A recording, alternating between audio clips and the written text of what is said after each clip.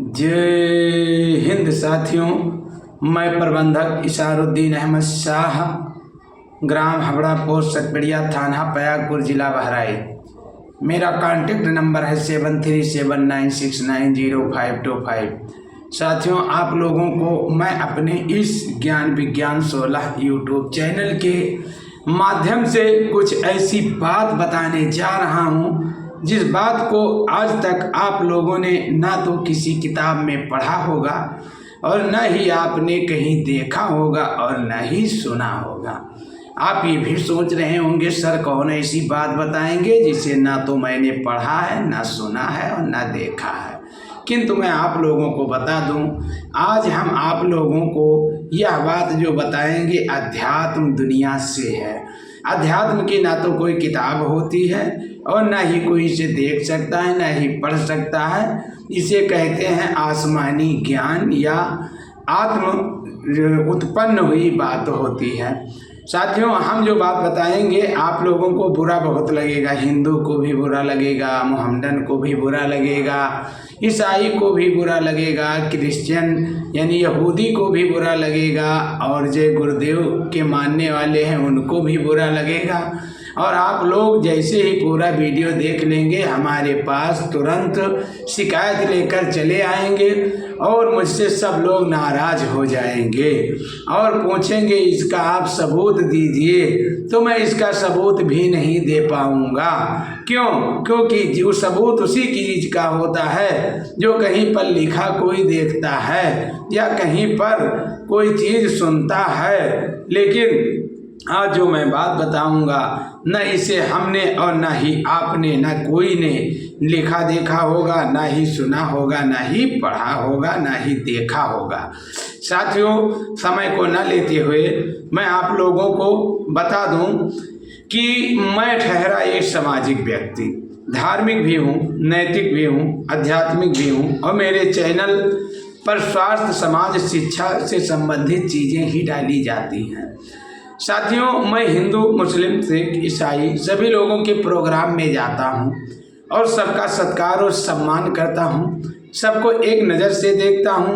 यदि यकीन ना पड़े तो आप मेटा एक ऐप होता है व्हाट्सएप, जैसे आप खोलेंगे उसके ऊपर सर्च की बटन होती है, उस पर मेटा लिखा होता है, उसमें मेरा नाम इशारुद्दीन लिख दीजिए, फिर देख लीजिए मैं क्या हूँ। ये ऐप मैंने नहीं बनाया, आपको भी मालूम नहीं ये ऐप किसने बनाया।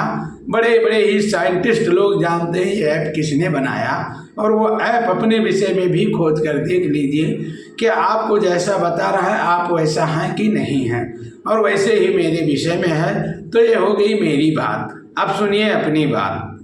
एक बार की बात है, मैं बाबा जय गुरुदेव के संगोष्ठी में बुधई मौर्य के साथ गया। वहाँ पर वो बता रहे थे कि इंसान कई जन्म लेता है और अच्छा कर्म करता है तो उसकी आत्मा शांति हो जाती है और वो एक अच्छे स्थान पर पहुँच जाती है। और यदि इंसान अच्छा जन्म लेने के बाद में, अर्थात इंसान बनने के बाद में कुकर्म करता है तो वो पुनः इन्हीं योनियों में भ्रम करता रहता है। इसी पर कबीर दास जी ने कहा है, सतगुर हमसो रीझ के कहा एक प्रसंग, बरसा बादल प्रेम का भीज गया सब अंग, माया दीपक नर पतंग उमड़ इमड़ युवे प्रणत, कहे कबीर गुर ज्ञान तई एक आद उबरंत। इसका तात्पर्य यह हुआ कि कबीर दास जी कहते हैं कि ये दुनिया एक माया है और ये इंसान एक पतंगे की तरह है जो उमड़ उमड़ कर उसी में रहता है, अर्थात बार बार योनियों में झेल झेल करके आता है और विभिन्न प्रकार की 81,000 या 84,000 योनियों में वह झेलता रहता है। फिर उसके बाद में उसका जन्म होता है। उनकी बातों को मैंने सुना, उनके फॉलोअर भी इस बात को मानते हैं। बड़ी लंबी कहानी, वीडियो लंबा ना हो जाए, सभी धर्मों को शॉर्ट में बता करके फिर मैं उस बात को बता दूं जो मुझे अल्लाह ताला ने स्वप्न में, ईश्वर गॉड परमात्मा जगदीश ने मुझे बताया।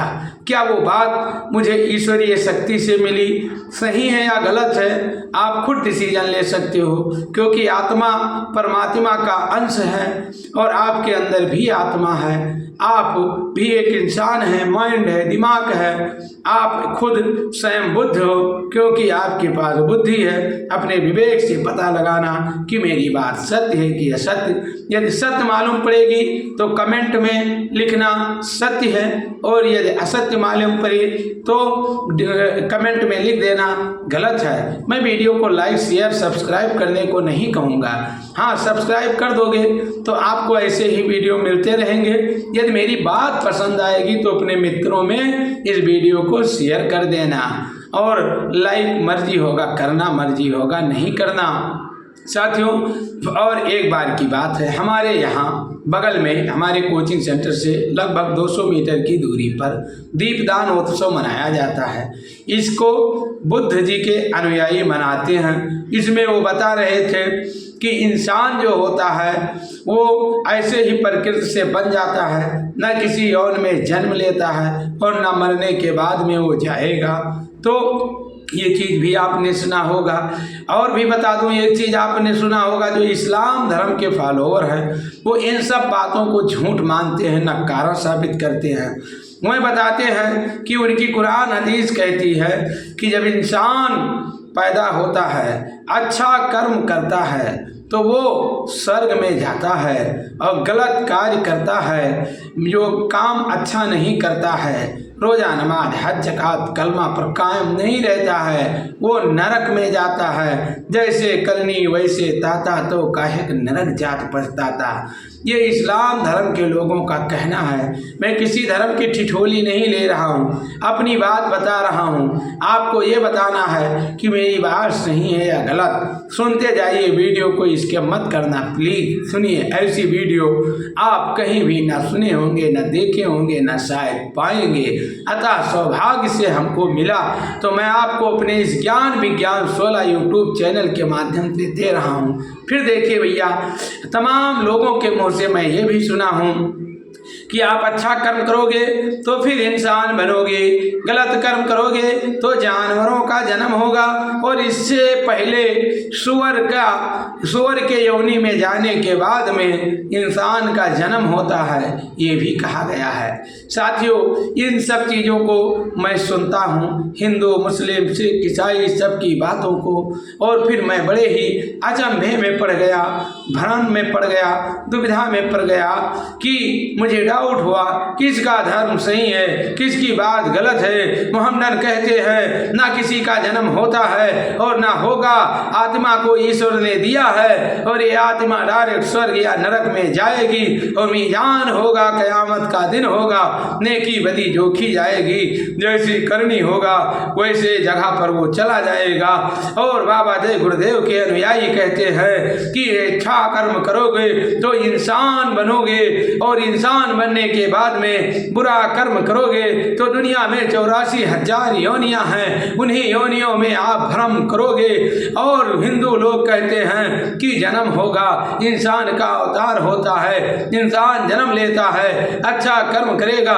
हिंदू भी कुछ कहते हैं अच्छा कर्म करोगे स्वर्ग जाओगे, बुरा कर्म करोगे नरक जाओगे। साथियों, मैं आप लोगों को बता दूं, यही बात मैं सोचता रहा। मुझे रात्रि में, चाहे ईश्वर कहिए चाहे मेरी माइंड कहिए, कहाँ से एक बात मेरे मन में आई, शायद कभी आपके मन में भी नहीं आई होगी। उस बात को आप सुनिए। जब मैं सो रहा था तो मुझे एक चीज़ आया, ये इशारुद्दीन क्या सोच रहे हो, ये जो बातें आप सुन रहे हो उसके विषय में मैं उत्तर बता दूं। लोगों को चीज एक ही है, नदी एक घाट पहुँचे रे, मिले न हेरे। लोग क्या करते हैं, उसी की बात करते करते एक हाथ का आकड़ 9 हाथ का बिया कर देते हैं। ये कुछ नहीं है, इसका उत्तर कुछ और है। हमने कहा क्या है, मुझे बता दीजिए। उसने जो बताया वो उत्तर मुझे बहुत डिटेल में बताया, बहुत विस्तृत बताया, और उसे मैं आपको अब शुरू करता हूँ और समझा करके बताता हूँ जैसे उसने मुझे बताया। क्या बताया ये बताइए आप। जब गेहूं आप बोते हो तो गेहूं का अगला जन्म होता है कि नहीं होता है? हमने कहा गेहूं का भला कौन सा जन्म होता है? कहा क्यों? इस बार जो बीज बोते हो अगले वर्ष उसे बोते हो कि नहीं बोते हो? वही बीज बार बार बोई जाती है, वो गेहूं बार बार जन्म लेता है। एक बार गेहूं में कीड़े लग जाए, गेहूं रुगियाए जाए तो अगले जन्म में उसके पौधे अच्छे नहीं पनपेंगे। यदि गेहूं की देख रेख कर लिया जाए, उसके अनाज स्वस्थ हो जाएं, दाने बीज स्वस्थ रहें तो पौधा भी स्वस्थ रहेगा। हमने कहा आपकी बात समझ में नहीं आई। उसने कहा दूसरी बात भी सुनिए आप क्या करते हो? आप जो है इस जन्म में जन्म लिए, अपने आप क्या करोगे? एक वृक्ष लगाओगे, अच्छा खासा वृक्ष लगाओगे। बोलिए पुण्य हुआ कि नहीं हुआ? हमने कहा हुआ। कहा इसका फल आप अगले जन्म में पाओगे नहीं पाओगे? हमने कहा जब मर जाएंगे तो इसका फल कहाँ पाएंगे?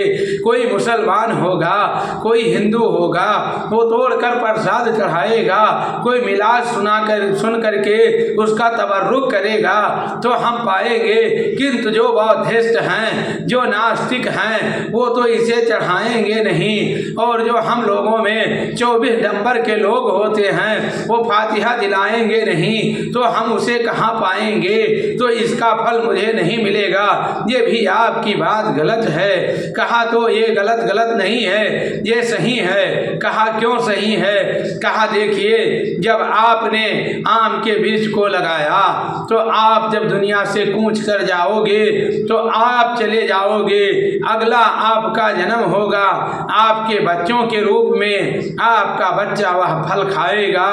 और सुनिए सुनिए सुनिए, यदि आपके अंदर कोई रोगाणु नहीं है, आप स्वस्थ हैं, आपने अच्छे मकान बनाए हैं, आपने शिक्षा ग्रहण किया है, आपने समाज में इज्जत और शोहरत कमाए हैं, गरीबों की मदद किए हैं, रोजा नमाज रहे हैं, हज व ज़कात किए हैं, तो आपके बच्चे भी ऐसा ही करेंगे। वो आपके बनाए घरों में रहेंगे, आपके खेतों के हकदार वो होंगे कि कोई दूसरा होगा?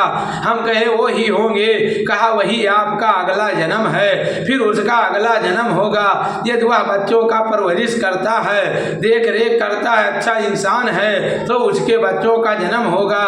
यही बार बार जन्म होता रहता है, ये जन्म दुनिया में होता रहता है। लोग इसे समझा नहीं पाते, बता नहीं पाते हैं कि किस प्रकार की ये बात है। इसलिए मैं आपसे बता रहा हूँ, आप इसे अपने YouTube चैनल पे डाल देना।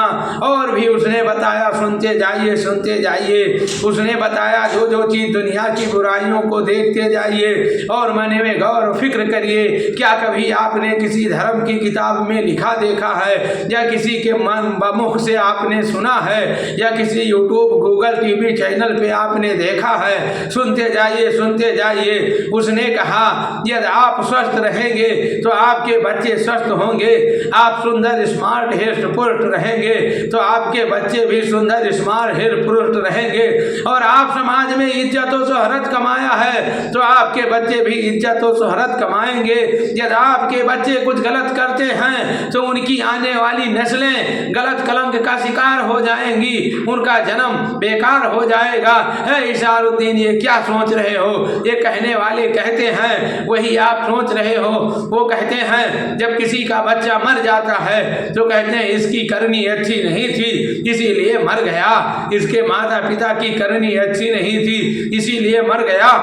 और जब कोई गरीबी से पीड़ित है, दर दर की ठोकर खाता है, खाने पीने की चीज़ें नहीं है, सब लोग क्या कहते हैं, किसी जन्म में इसने गलत किया था तो इसलिए आज भूखों मर रहा है। इसके पहले आपका जन्म इंसान का था, आपके पिताजी थे, उसके पहले उसका जन्म आपके बाबा जी थे, उससे पहले उनके पिताजी थे, उसके पहले उनके पिताजी थे, आपके बाबा जी, आपके दादाजी, आपके पिताजी ने यदि अच्छा कर्म किया है, यदि अच्छा कर्म किया है, वृक्षों को लगाए हैं तो आप फल खाते हो, समाज में इज्जत कमाए हैं तो इज्जत से रहते हो। ऐंठ खोंच के मेहनत मशक्कत करके उन्होंने जमीन जायदाद लिया है तो उस जमीन जायदाद के हकदार आप हो। आपका जन्म इससे पहले आपके पिता के रूप में था, उससे पहले आपके दादा के रूप में था, और यही दादा और पिता द्वारा संचित चीजों को आप इस जन्म में पा रहे हो। बार बार इंसान जन्म लेता है, लेकिन वो इंसान कैसे जन्म लेता है मैं बता दूं। वो इंसान अपने अगली पीढ़ी में जन्म लेता है और जैसे जैसे वो डेवलप करता जाता है, अपना इज्जत और शोहरत कमाता जाता है, उसकी पीढ़ी दर पीढ़ी स्वर्ग होती जाती है। उसने यदि एसी लगवाया है, पंखे और कूलर लगवाए हैं तो वो अगले जन्म में हवा खाएगा। यदि उसने किसी से दुश्मनी मोल लिया है तो अगले जन्म में वो दुश्मनी पाएगा, और वो दुश्मनी क्या है, आपके बच्चों के रूप में आएगा। आपने किसी का धन हड़पा है तो उसके बच्चे बदला लेंगे आपके बच्चों से, अगले जन्म में उसी का फल पाओगे।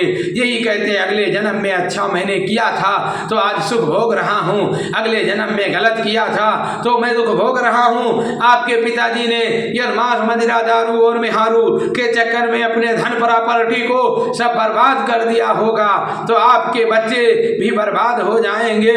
बहुत से लोग ये भी कहते हैं जो आप करते हो मन के अंदर गलत हो और ऊपर से दिखावा करते हो वो भी अगले जन्म में आएगा।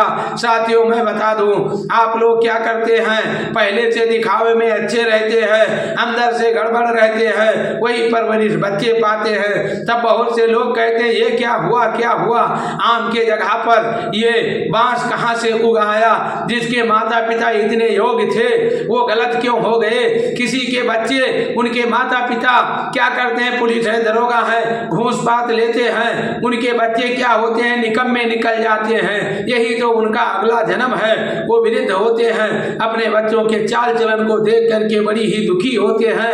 यदि वह अपने माता पिता का पैर छूते हैं, संस्कारी हैं, बड़ों से सलाम और आदर करते हैं, फितरा और ज़कात गरीबों का मदद करते हैं, तो उनके बच्चे भी देख कर यही करेंगे तो अगले जन्म में ऐसा ही होगा। ये है आपके जन्म और जन्मांतरण का वाकिया, जो आप करोगे वही आपके बच्चे पाएंगे। इस पर भी कहा गया है, एक चीज इसको जरूर सुना होगा, खेती उपजे अपने कर्मा, पुत्र उपजे पिता के धर्मा। जैसे आपका कर्म धर्म करोगे, ये बात सत्य है, ये बात आप लोगों ने गंवारों के मुंह से सुना होगा, लेकिन मुझे स्वप्न में आया कि खेती उपजे अपने कर्मा, पुत्र उपजे पिता के धर्मा। जैसे आप कर्म करोगे वैसे आपके पुत्र उपजेंगे, तो ये ऐसा नहीं है, यही आपका अगला अवतार है। यदि आपने अच्छा कार्य शोहरत किया है तो आप अगले जन्म में आपके बच्चे पाएंगे।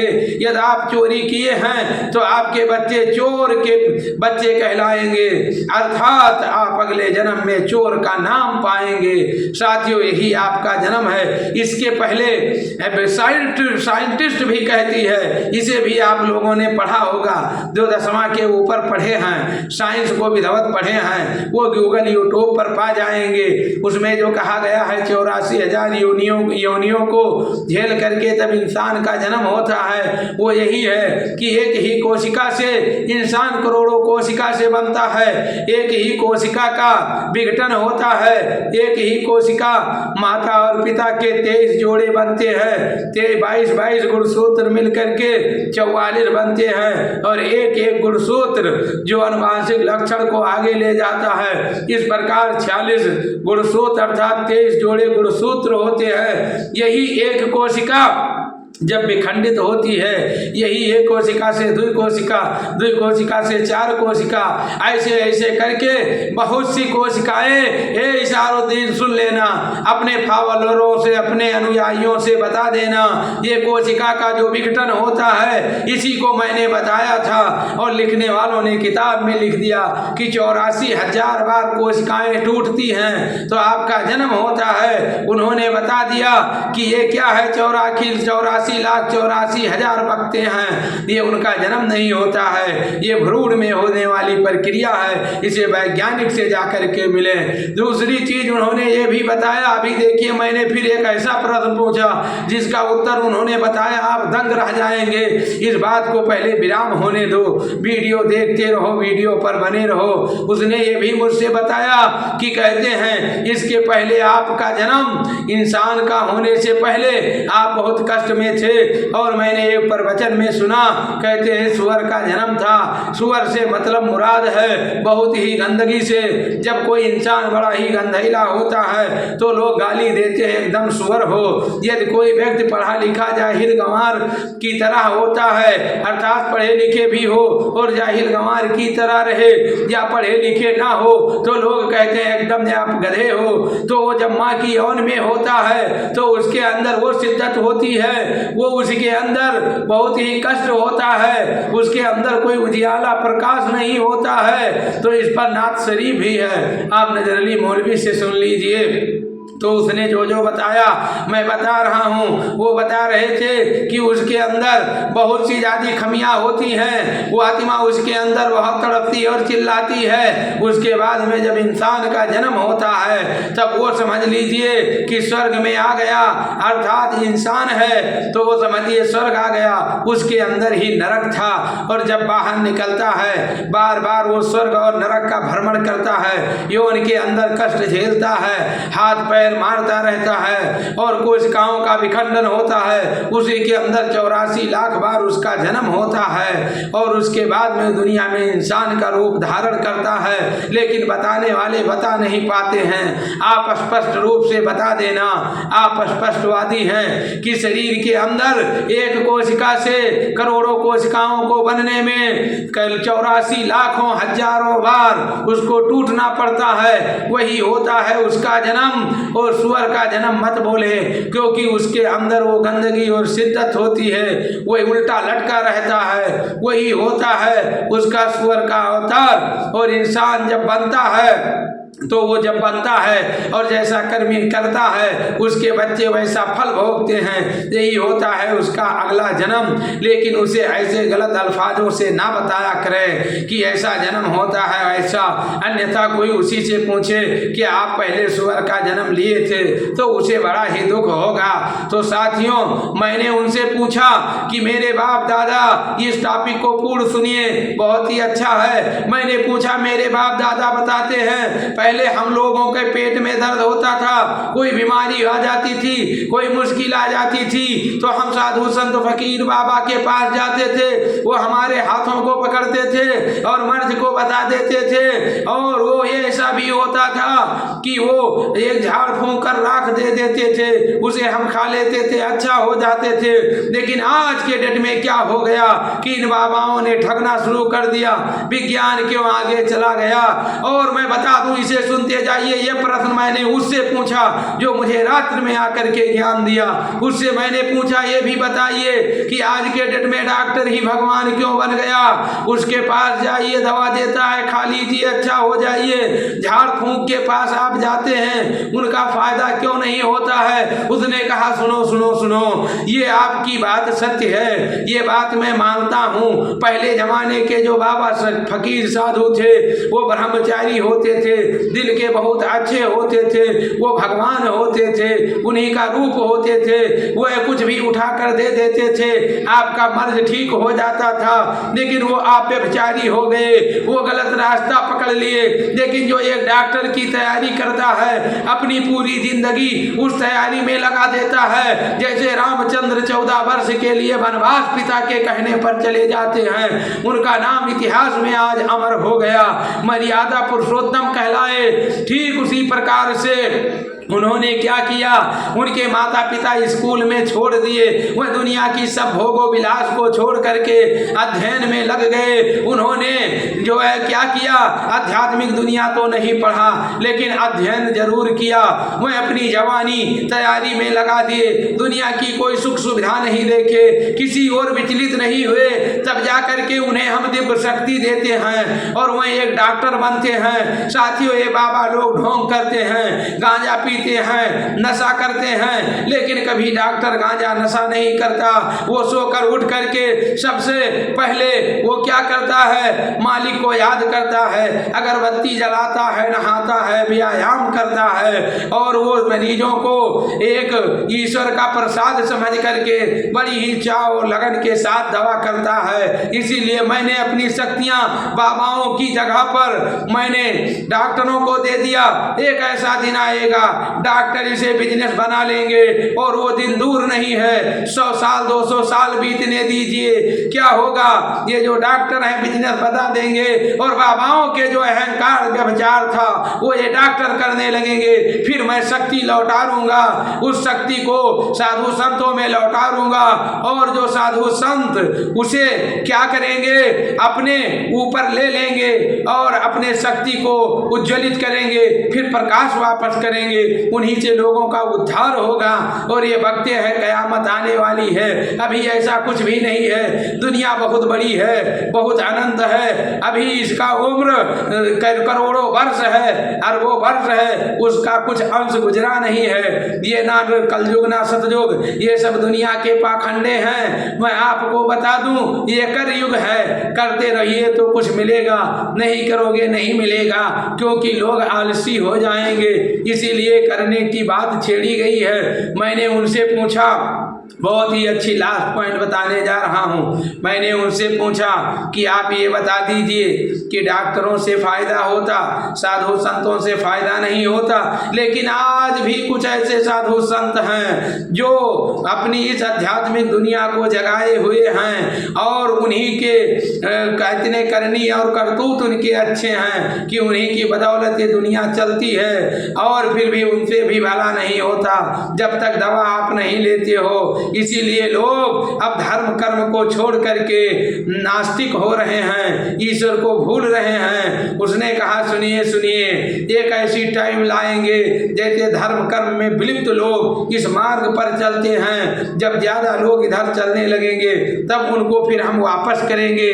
लेकिन आप एक बात ध्यान रखना, वो लोग क्या करते हैं, इतने मूर्ख और जाहिल हैं कि जो जिस संत को मैं हिंदू धर्म में पैदा कर देता हूँ वो हिंदुओं की तारीफ करते हैं, हिंदू धर्म की तारीफ करते हैं, उनसे आस्था रखने वाली चीजों की तारीफ करते हैं, लेकिन मुसलमानों की बुराई करते हैं। जो मुसलमान धर्म में जन्म लेते हैं वो क्या करते हैं, वो हिंदुओं के देवी देवताओं का अवहेलना करते हैं, उनको नीच बताते हैं। इसलिए उनकी शक्तियों को छीन लीजिए। इशारुद्दीन, कोई ऐसा फकीर या साधु संत बता दीजिए जो सभी धर्मों को एक समान देखता है, वो कौन होते हैं हमारी बातों में अड़ंगा लटाने वाले।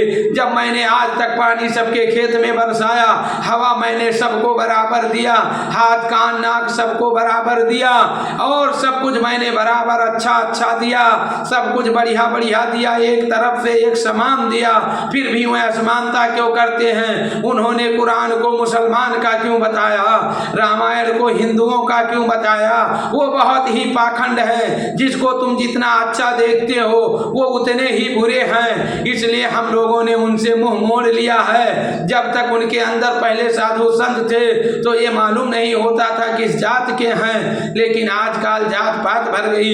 इससे मुझे दुख होता है। आप किसी के एक बच्चे को 1 लाख रुपया दे दीजिए और दूसरे बच्चे को गोली मार दीजिए तो उसको कितना कष्ट होगा। ठीक इसी प्रकार से सब मेरे संतान हैं, उनको कष्ट दे रहे हैं, इसलिए मुझे कष्ट होता है। अतः मैं आपको बता दूं, एक ऐसा दिन आएगा जब सब लोग त्राही त्राही करेंगे, फिर धर्म कांड की ओर लौटेंगे, तब फिर शक्तियों को डॉक्टरों से मैं साधु संतों को वापस कर दूंगा। लेकिन आज के डेट में इशारुद्दीन मैं दावे के साथ कहता हूँ कोई भी नहीं ऐसा है, सब पाखंड है। मैंने कहा नहीं, एक प्रश्न का उत्तर और दीजिए, फिर भी आखिर क्यों कुछ लोगों का भला हो जाता है? कहा ऐसा कुछ नहीं है, किसी का कुछ भला नहीं होता है। जैसे जैसे सुनते जाइए, 50 आदमी एक गांव में हैं, 50 लोग किसी धर्मकांड के पास जाते हैं, मुझे बच्चा नहीं हुआ दे दीजिए। किसी के यहाँ बाद में होता है तो वो कहते हैं उनके माध्यम से हुआ है। क्या साधु संतों को अलग कर दिया जाए, इन सब लोगों के पास कोई ना जाए तो क्या उसका भला नहीं होगा? भला हो जाएगा। और एक अहंकार मत कर लेंगे दुनिया वाले, बोल दीजिए आप डॉक्टर के पास भी नहीं जाएंगे तो भी मैं भला कर दूंगा।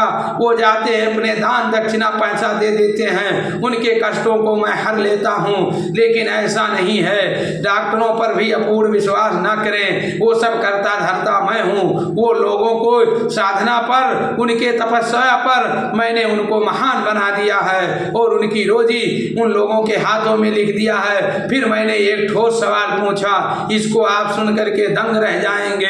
हमने कहा जब आप बताते हैं डॉक्टरों के पास जाइए, उनसे भला होगा, वही संत हैं, और ये साधु फकीर जितने हैं ये सब पाखंड हैं। लेकिन मुझे ये भी बताइए कि कोई व्यक्ति है, उसका जब बच्चा पैदा होता है तो उसे पोलियो मार देता है, विकलांग हो जाता है, पोलियो की दवा पी लेता है तो उससे बच जाता है, इसका क्या मतलब है? कहा ऐसा कुछ नहीं है, मैं आपको बता दूं, इसे बहुत ध्यानपूर्वक सुनना। कहा बताइए। मैं इसे ध्यानपूर्वक सुनेंगे। तो मैंने उनसे पूछा, तब उन्होंने मुझे यह बताया कि देखिए यही तो जो वो कहते हैं, कुछ बातें सत्य बोलते हैं, कहते हैं अगले जन्म का फल है, जैसा उन्होंने अगले जन्म में किया है वही वो भरते हैं। हमने कहा फिर तो आपने कहा जन्म होता है, कहा ये जन्म नहीं है। उनके माता पिता जिस व्याधियों में, रोगों में पीड़ित हो गए, यदि उनके माता पिता नशा करते हैं तो उनके बच्चे पर भी नशा की लत लगती है।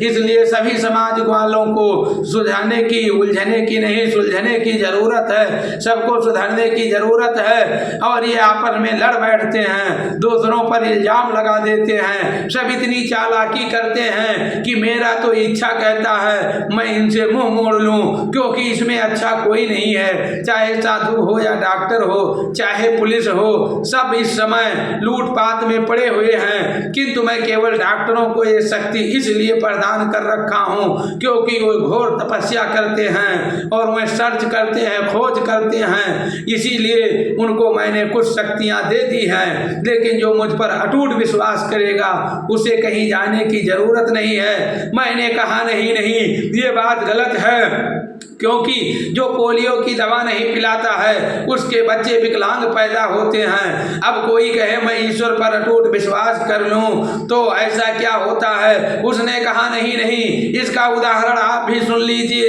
ऐसे डॉक्टर जो बच्चे पैदा होने की दवा देते हैं उसको आप सर्च कर लीजिए, वो भी नपुंसक रहते हैं। ऐसे डॉक्टर जो बाल जमने की दवा देते हैं उनके सर में मैंने बाल गायब कर दिया। ऐसे डॉक्टर हैं जो हार्ट की दवा करते हैं, उनको मैंने हार्ट अटैक से मारा है। ऐसे डॉक्टर जो सौंदर्य प्रसाधन की दवा बेचते हैं, उन जो मरीज वहां जाते हैं उन्हें मैं भला करता हूं, लेकिन उनके गालों पे धब्बा बना दिया है, उनके चेहरे पर झुर्रियां मैंने लगा दिया है। कोई भी ऐसा डॉक्टर बताइए कि जिसका जो स्पेशलिस्ट हो उसके अंदर मैंने वह कमीना छेड़ दी हो। जो डॉक्टर बाल की दवा करता है उसकी बाल खराब कर दिया, जो डॉक्टर कैंसर की दवा करता है उसको मैंने कैंसर से मार दिया, क्योंकि जिसके पास अहंकार हुआ है उसी को मैंने बर्बाद किया है। लेकिन मरीजों को शिफा इसलिए देता हूं क्योंकि वे बाबाओं के पास जाते हैं तो वो लोग उन्हें ठगते हैं, तो वो अंधकार को ना जा करके एक तपस्वी के पास जाते हैं। आज के डेट में डॉक्टर ही मेरे तपस्वी हैं, अधिकारी ही मेरे कर्ता धर्ता हैं, बाकी सब पाखंड है। लेकिन अधिकारियों को देखा होगा जो बहुत पढ़े लिखे लोग होते हैं उनके बच्चों को मैंने जाहिल बना दिया। जो समाज में बड़ी इज्जत शोहरत से जीते हैं उनके बच्चों को मैंने एकदम बिल्कुल जाहिल जट बना दिया, शिक्षित बना दिया। क्यों बना दिया? क्योंकि उनको अहंकार हो गया। लेकिन जिसने इस पर अहंकार नहीं किया उनके पढ़ने लिखने वाले लोगों के भी बच्चों को मैंने ऊंचे पोस्ट पर पहुंचा दिया।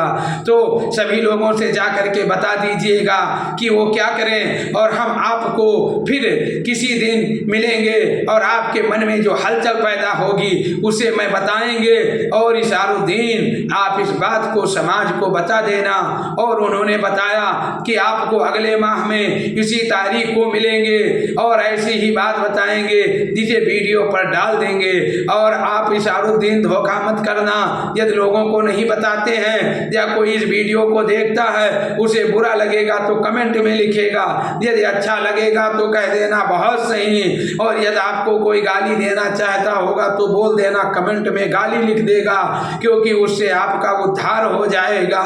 यदि मन के अंदर वो गलती लाएगा तो जो भी ज्ञान की बात बताता है वो एकदम आपके गुरु हैं। आपको लोग गुरु जी कहते हैं। गु का मतलब होता है गंदा, गु का मतलब होता है गंदा, रू का मतलब होता है चमकदार प्रकाश। जो बहुत सुंदर कन्या होती है उसे रूपवती कहते हैं, यानी प्रकाशमय से लदी हुई कहते हैं। और जो कूड़ा कचरा होता है लैट्रिन वगैरह इसे गु कहते हैं। तो गुरु का मतलब होता है गंदगी से प्रकाश की ओर लाना, अंधकार से प्रकाश की ओर लाना। इसीलिए बाबा जय गुरुदेव को गुरु कह सकते हैं। लेकिन वो लोग भी बातों को घुमा चढ़ा कर कहते हैं। और जितने लोग धर्म के अनुयायी हैं उनसे मैं भी नाखुश रहता हूँ, क्योंकि वो क्या करते हैं, वो लोग धर्म को बांट दिए, वो बहुत गलती करते हैं। मैंने एक संस्कार के रूप में मर्यादा पुरुषोत्तम राम को दिया, उनसे संस्कारों को बांट दिए, उन्हें दूसरों को पढ़ने नहीं देते। और वो उनने कहा कि ए इसारुद्दीन, मैं मुसलमानों पर अर्थात इस्लाम धर्म के मानने वालों पर बहुत ज़्यादा नाराज हूँ। मैंने कहा बताइए बताइए क्यों? कहा मैंने जो कुरान भेजा, ये आसमानी किताब भेजा, मैंने सारी कायनात के लिए भेजा, लेकिन इन लोगों ने उसे धर्म की किताब बना करके संचित करके पाक कलाम को रख दिया है। उसे ना तो किसी को सुनाते हैं और ना ही बताते हैं। और ये मुल्ला मौलाना हैं, आप इतने नात शरीफ तकरीर सुने होंगे, कोई कुरान का जिक्र नहीं करता है। ये 24 नंबर 32 नंबर स्टेज पर करते हैं, ये बहुत गलत करते हैं, क्योंकि ये एक दूसरे की बुराई करते हैं। नदी एक घाट बहु तेरे और मिले न हेरे, ये कभी अपने आप को नहीं समझ पाए, दूसरों की क्यों खोज करते हैं। आंखों से आप दुनिया देखते हैं, लेकिन कभी आंख को आपने देखा है? मैंने कहा हाँ हाँ देखा है। आप क्यों झूठ बोलते हो? कहा किससे देखा है? मैंने कहा आईने से देखा है, कैमरे से देखा है, वीडियो बनाकर देखा है। कहा ये तो ठीक है, लेकिन किसी माध्यम की जरूरत हुई कि नहीं? मैंने कहा हुई। तो कहा ठीक इसी प्रकार से जब तक शिक्षा नहीं आएगा अध्यात्म, कहा जब तक शिक्षा नहीं आएगा अध्यात्म की ओर आप नहीं जाओगे तब तक खुद को नहीं जान पाओगे। आप ख्वाजा गरीब नवाज को क्या जानने की कोशिश करोगे? आप ख्वाजा गरीब नवाज को नहीं जान पाओगे तो ईश्वर को क्या जानने की कोशिश करोगे? ईश्वर तो अनंत है, उसको जानने और देखने की जरूरत नहीं है, उसे पाना सबसे आसान है, बाकी इन लोगों को पाना मुश्किल है। हमने कहा कैसे कैसे, ये बात कहाँ हो सकती है? कहा सुनो सुनो, ईश्वर हर जगह विद्यमान है, उसकी शक्ति अनंत है, आप कहीं भी रहिए। हमने कहा उसकी शक्ति कहाँ अनंत है? कोई बीमार पड़ जाए डॉक्टर अच्छा कर देता है, ईश्वर के पास जाइए और कहिए वो अच्छा नहीं कर पाता है। कहा नहीं नहीं, यही तो अंधकार में हो, तुम भी प्रकाश में आओ। जो मैं कहता हूँ उससे दिल लगाओ और ध्यान पूर्वक सुनो। इसमें क्या होता है कि जब कोई दवा कराता है तो अच्छा हो जाता है, नहीं कराता है तो अच्छा नहीं होता है। पूछिए तब डॉक्टरों से कि ऐसे ऐसे लोग जाते हैं कि मरीज के बराबर रुपया जोखने को कह देते हैं, लेकिन वो उसे अच्छा नहीं कर पाते। आपने भी सुना होगा, जो भी लोगों से आप बताओगे वो भी जानते होंगे। डॉक्टर कह देते हैं इसे खिलाइए पिलाइए, इसका अंतिम डेट आ गया है, फिर भी मरीज अपने बच्चे को घर लाता है, उसे ठीक कर देता है। आपके गांव हावड़ा में एक नजीर है, नजीर के एक लड़का था, उसे डॉक्टरों ने कहा कि वो अच्छा नहीं होगा, इसे ले जाइए खिलाइए पिलाइए, अंतिम इच्छा पूरा करिए, अब ये मृत्यु को सिधार जाएगा। वो बच्चा आज भी जिंदा है। डॉक्टर कह देते हैं इसे मैं अच्छा कर ले जाऊंगा, फिर भी वो मर जाते हैं। किंतु डॉक्टर लोग मुझ पर बहुत विश्वास करते हैं, वो बता देते हैं करना मेरा काम, बाकी मालिक का इच्छा। आप एक पेपर पर साइन कर दीजिए, तब मैं ऑपरेशन करूंगा, क्योंकि उनको पता है कि ये बुद्धि और विवेक जो है इसी से ये कार्य करेंगे, और इस बुद्धि और विवेक का स्टीयरिंग मालिक के हाथ में है। क्योंकि बहुत से लोग पढ़ते हैं लेकिन सबको इस पद तक नहीं पहुंचाता हूं, क्योंकि वह रास्ते में भ्रम में पड़ जाते हैं। और लोग बहुत से नमाज पढ़ते हैं लेकिन सबको फकीर वली नहीं बनाता। क्या करते हैं, ये एक दूसरे की चुगली करते हैं, बुराई करते हैं, और बुराइयों से मुझे बड़ा ही कष्ट है, क्योंकि सारी कायनात बनाया, चरिंदों परिंदों दरिंद्र बनाया, सब में सबसे अव्वल और अफजल इंसान को बनाया। इंसानों की वह क्यों बुराई करते हैं? मैंने कहा इंसान बनाया, लेकिन आपने बहुत गलती किया। कहा क्या किया? कहा देखिए, जब बच्चा पैदा होता है उसे आप अंधा लूला बनाकर भेज देते हैं। बच्चा पैदा होता है उसे आप काना लूला लेंगड़ा विकलांग, हार्ट में एक चैम्बर गायब है, ऐसे आप भेज देते हैं। उसने क्या बिगाड़ा था? उसने क्या आपका बिगाड़ा था? ऐसा क्यों किया?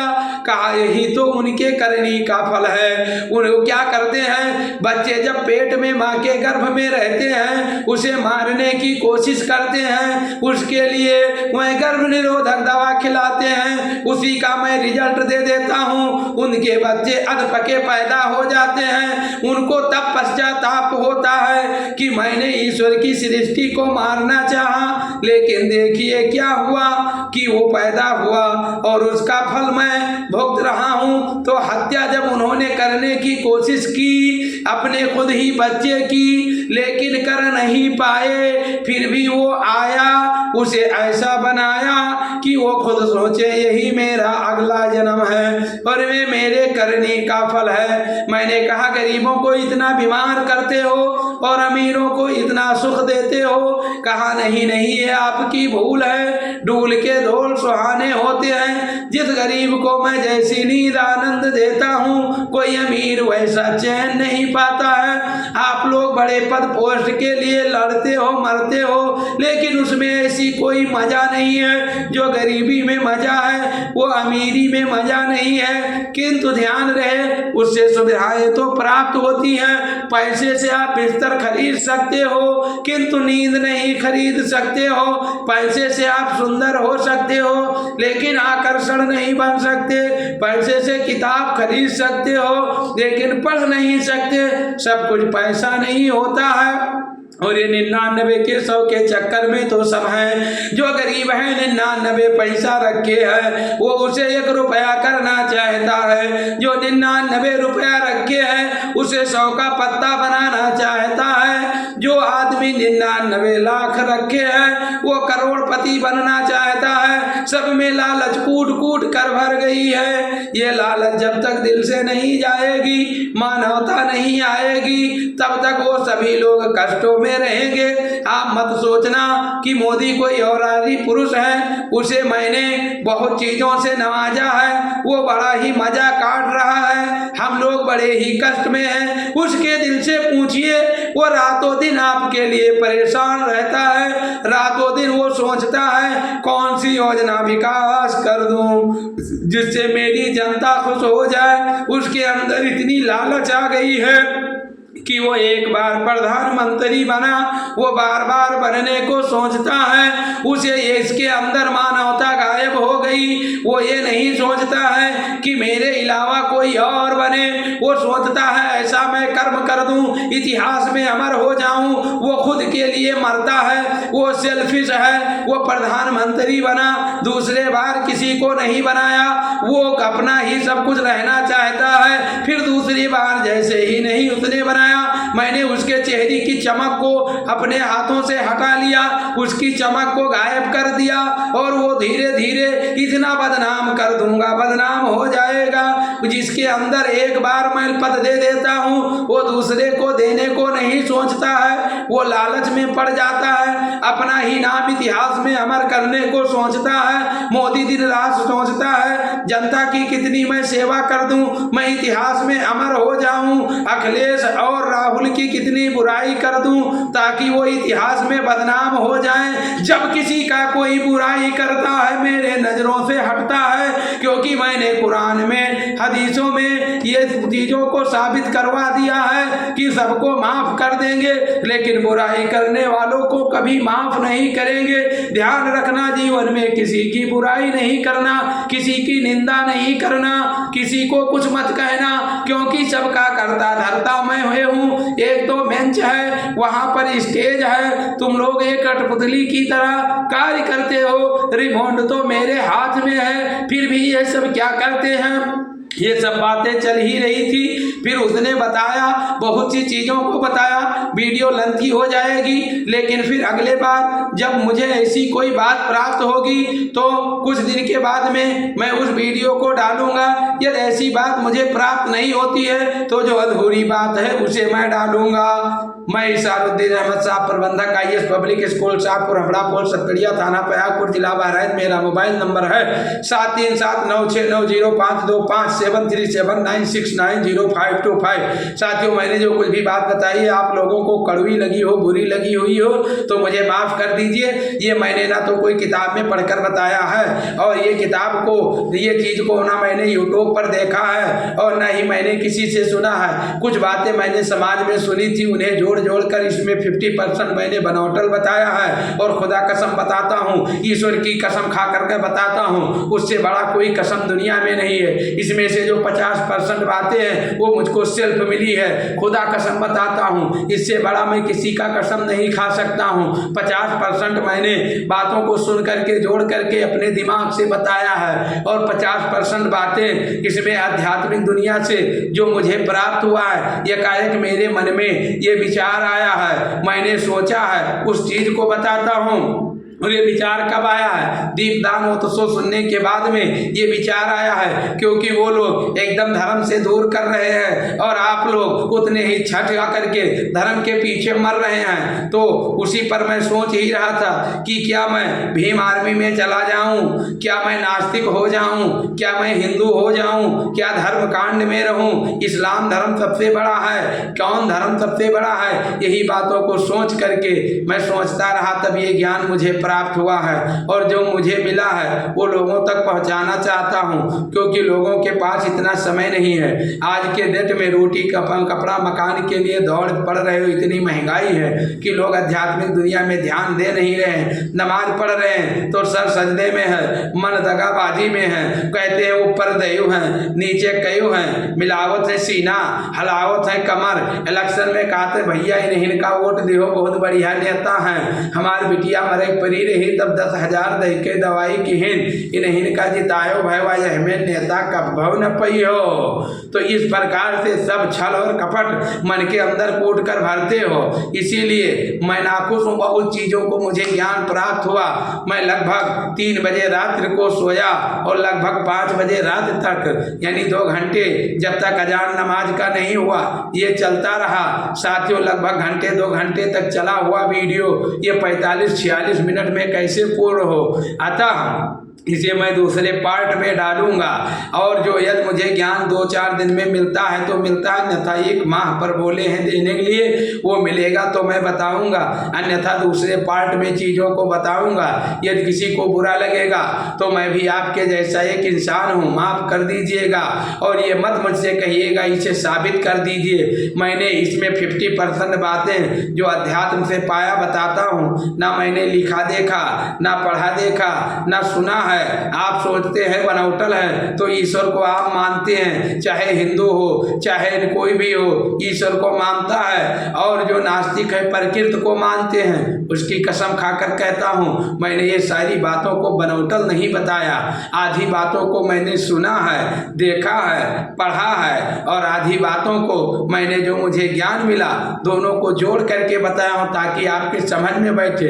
जो बात मुझसे वहाँ से मिली डायरेक्ट बताता आपके समझ में नहीं आती, इसलिए समझाने की कोशिश किया। यही बात आप दूसरों को समझाएंगे तो उसमें थोड़ा 1 हाथ की ककड़ी 10 हाथ का बिया बन जाएगा। जैसे आप लोगों को किसी दिन एक रियल रामायण की वीडियो डालूंगा। जो ये आप लोग रामायण देखते हो, टीवी चैनल पे सीरियल पर देखते हो, उसमें 50% ये गलत है, क्योंकि वो असलियत जो रामायण मुझे अध्यात्म से मिली है उसकी कहानी दूसरा है, और जो ये रामायण देखते हो ये कहानी दूसरी है। उसको इतना तब्दील कर दिए, चेंज कर दिए, परिवर्तित कर दिए लेखकों ने, एक्टरों ने, कलाकारों ने, ऐसे उसे अपने एक्शन में बना दिया कि उससे कुछ मिलता जुलता है, लेकिन उसमें 50% हट गया कहानी। यदि आपको यकीन न पड़े तो आप 7379690525 पर मुझसे डायरेक्ट फ़ोन लगाकर बात करिए, पर्सनल आपको बताऊंगा, या आकर मुझसे डिबेट करिए कि रामायण की महाभारत का मुझे अध्यात्म नहीं मिला। मैं झूठ नहीं बोल सकता, जिस पर मैं फोकस करता हूँ वही ज्ञान मुझे मिलता है। और कुरान हदीस में जो बातें बताई गई है उसमें 100% सही है, ये भी मुझे अध्यात्म में मिला। लेकिन है उसमें लेकिन, संविधान बदलता रहता है समय के अनुसार, कुरान में नुक्ता नहीं बदलता है। कितने भी फिरके ना हो जाएं लेकिन नुक्ता नहीं बदलता। लेकिन उस कुरान में 50% ऐसी बातें बताई गई हैं जो उस समय और काल के अनुसार बताई गई थी,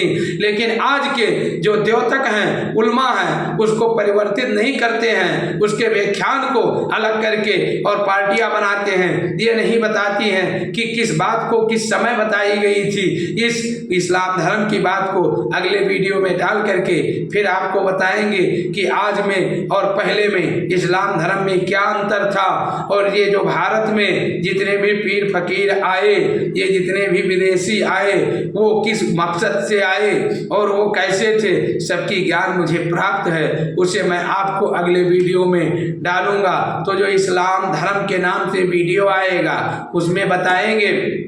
मैं ये नहीं कहता कि कुरान में 50% गलती है, लेकिन मैं ये कहता हूँ उसकी घटना काल 50% दावे के साथ कहता हूँ मैं साबित नहीं कर सकता, क्योंकि मुझे अध्यात्म से मिला है, ना देखा है, ना पढ़ा है, सुना है। कुरान में भी 50% बातें उस समय काल के अनुसार बताई गई थी, उसमें चेंजिंग नहीं हुआ, इसलिए वो थोड़ा हटकर मालूम पड़ रहा है। और दूसरी बता दूँ, जो रामायण की किताब है वो समय काल के अनुसार बदला नहीं, वो भी उसी तरह है, लेकिन उसमें एक्टरों ने और उसमें लिखने वालों ने, जैसे कुछ वाल्मीकि रामायण है तुलसीदास ने बदला, तुलसीदास की जो रामायण है उसे एक्टरों कलाकार ने बदला, तो वो जो आप तक पहुंचता है और जो बचता है उसे समझाने में पंडित लोग कुछ करते हैं। अब रामायण में पढ़ पढ़ के बताया जाता है ये लिखा शूद्रों को ऐसा करो वैसा करो, कभी रामचंद्र ने ऐसा थोड़ी कहा, ये कभी उनके कैरेक्टर में आया है, ये तो तुलसीदास ब्राह्मण थे उनके पक्ष में लिख दिए थे, इसमें रामचंद्र का क्या कसूर है। ये तो हर जात अपने जात को महान बताता है, लेकिन मैं इस वीडियो में सच्चाई बताता हूँ और ना मैं कोई साबित करने की कोशिश करता हूँ, जो मुझे मिलता है वो बताता हूँ। जय हिंद, जय भारत। ना नमस्कार ना सलाम, जय हिंद, जय भारत। खुश रहिए। अगले वीडियो में नए हो तो सब्सक्राइब करें, और ये वीडियो पसंद आया तो लोगों तक शेयर करें। मुझसे मत बताना इशारुद्दीन ऐसा कहते थे, नहीं तो आप एक हाथ की ककड़ी 10 हाथ का बिया बना दोगे। वीडियो को ही शेयर करना ताकि सेम चीज मिले। किसी को कोई दिक्कत आएगी तो डायरेक्ट मुझसे बात करेगा और इंटरफियर इधर उधर नहीं करेगा। जो चीमी गोइयां करेगा, मेरी बुराई करेगा, और मेरे ही नहीं किसी बुरे आदमी की बुराई करेगा, वो भी बर्बाद हो जाएगा। कुरान हदीसों में लिखा है, बुराई चुगली वाले को कभी नहीं माफ। जय हिंद, वंदे मातरम, जय भारत।